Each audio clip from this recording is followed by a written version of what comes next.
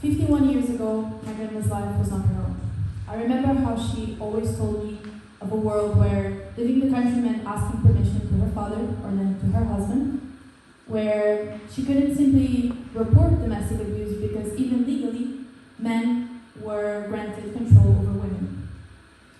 A world where Portuguese people couldn't escape the fear of repression and of censorship, and a world where they dreamt of democracy and longed for it, but were told this was impossible. Until on April 25th of 1974, the people of my country rose up, not with violence and not with destruction, but with collaboration and with strategy. On the morning of this day, the armed forces,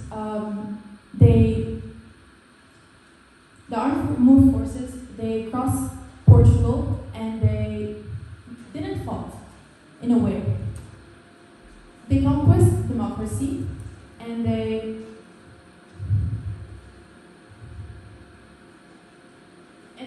took control over key installations. This revolution is quite different from most revolutions that we know. Most revolutions that we know are violent or have resulted in many deaths. Sometimes hundreds of thousands, sometimes even millions. The Coronation Revolution resulted on a total of 5 deaths. Now, don't get me wrong, every death matters, of course, and every life lost is a tragedy. However, this contrast highlights how rare and extraordinary this revolution was, and proves that massive political change doesn't always require violence. To this day, this revolution stands as one of the most beautiful parts of the story of my country, and I like to think that each one of us can look back at our country's stories and at least think of one policy, one movement, one event that makes us proud. Something that we think worked, that brought progress, that brought that ensured people's rights. And so my question is, why can't we learn with this? Why can't we look back at our own stories and find the things that worked and use them to address the current challenges in the world? So today I come to share a bit of the lessons that I've learned with my country's beautiful revolution. Now, these lessons are quite simple. I dare to say they're quite obvious even. But when I look around, I see a world that doesn't implement them, that doesn't put them into practice. The first lesson that I would like to share is that no system is too powerful to challenge, and even when oppression feels permanent, change can come suddenly, if you dare to push for it.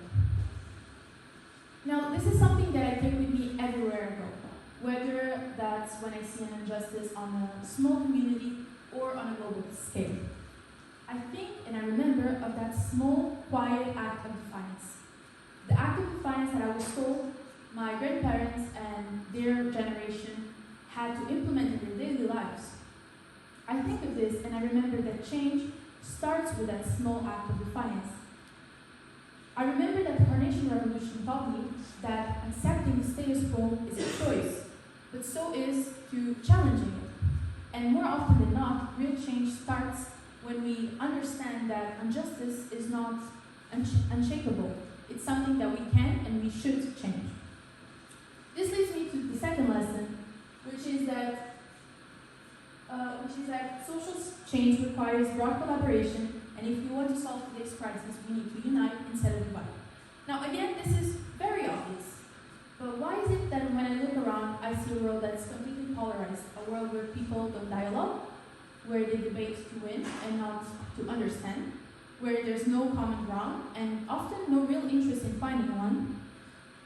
I look at a world that is divided, and because of that, I think change is much harder, because instead of us focusing on solutions and on working together to implement them, we focus on who is right, and we lose time on this.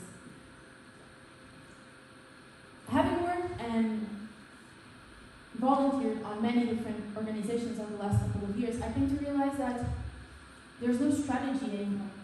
There's often chaos because people get lost on this exact problem. They get lost on the divisions instead of on what unites them.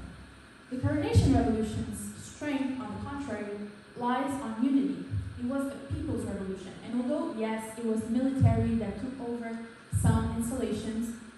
It was the people that solidified the success of this revolution. And so, when I think of this, I think plan, strategy, unity, these things matter.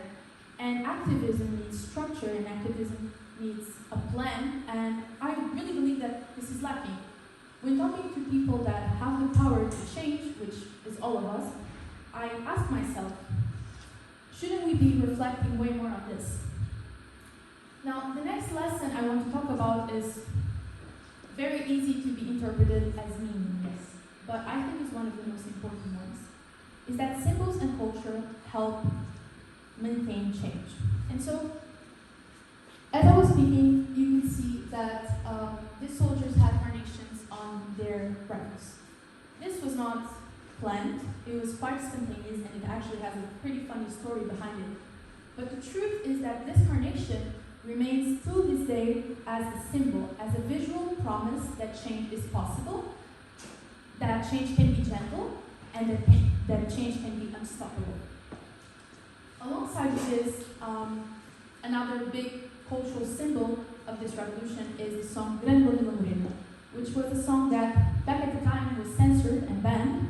However, it was the song that the armed forces used to signal that the uprising could begin. These songs and these symbols, amongst many others, are still used today in protests, political gatherings, 25th of April celebrations. And they make me think these things matter, because these things make us understand that what happened wasn't just like a beautiful event so many years ago that nobody else remembers anymore. It was something that should keep inspiring us, something that we carry with us every day. Now, I know that the reality of Portugal 51 years ago is still, unfortunately, the reality of many countries today. And this is sad, but the truth is people are still oppressed, they're still stuck in systems that do not serve them. And even in countries that claim to hold democratic values, you can still see so much corruption and so much inequality that serves as the modern form of repression. And so I believe we have two ways to deal with this. We can fight anger with anger, or we can take these examples and inspire on them and provoke meaningless and non-violent change, long-lasting change. Now, I believe that anger is not necessarily bad. I believe that anger is normal, given the world we live in, and I believe that anger keeps us moving. However, anger is dangerous, because it cannot come alone. It needs to be followed by thinking, it needs to be followed by critical thinking, it needs to be followed by collaboration, by empathy, by strategy. And so, what I think is that we need to use that anger on productive ways and inspire change. So, why did I come today to talk about this story? The Carnations Revolution is something that always inspired me, because I think, how come that after 50 years of dictatorship, after 50 years of people being scared, how come this changed? And I realized that it wasn't that day, it wasn't that single day, it was the whole months and years before it. It was people that fought, that were in meetings, that were organizing protests, more often than not were being arrested and were being even tortured. Until one day, everything changed. In 1 year, the country was completely changed. People had completely new and wished for rights. And so, sometimes today I feel very hopeless when I look at the world, and I feel like, oh my God, what world are we living in, where these rights that we gave for granted are not there anymore? But then, when I think of this, I think we're just waiting for that one day, but we're already in the process of getting there. And what I believe in, according to that, is that we need to spend every day trying to reach that one single day that will suddenly provoke change, but not being passive, being active in our fight, getting inspired in all the people that fought before us and for us, and changing something. So I hope this little Portuguese story and its legacy that's still very much alive inspires you. And I hope that you keep every day waiting for D-Day, but not passively, always fighting for a better future.